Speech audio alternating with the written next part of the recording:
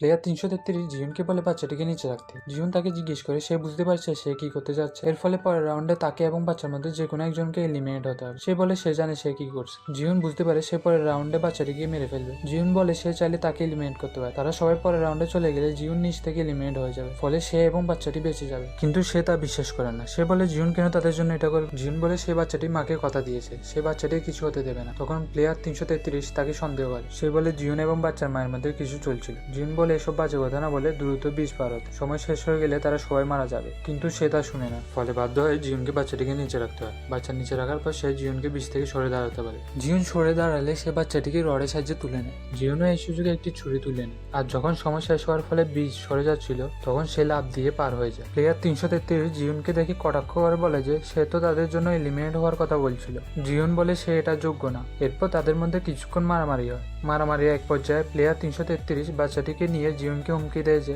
কাছে আসলে সে বাচ্চাটিকে নিচে ফেলে দিবে।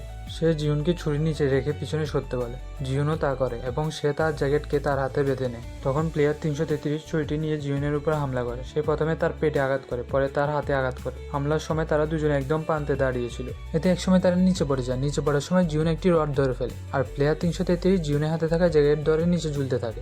জ্যাকেটটি ছিঁড়ে গেলে সে নিচে পড়ে যায়, আর জিউন কোনোভাবে উপরে উঠে আসে। উপরে আসার পর সে বাচ্চাটিকে কোলে তুলে নেয়। সে বাচ্চাটিকে কিছুক্ষণ দেখার পর বাচ্চাটিকে নিচে রেখে দেয়, আর নিজের কথা মতো বাচ্চাটিকে বাঁচানোর জন্য সে নিচে পড়ে যায়। তবে পড়ার আগে সে একটি কথা বলেছে, তারা রেসের ঘোড়া নয়, তারা মানুষ। কথা বলার কারণ ফোরম্যান তাকে বলেছিল তারা তাদের জন্য ঘোড়ার মতো, যাদের উপর বাজি ধরা হয়।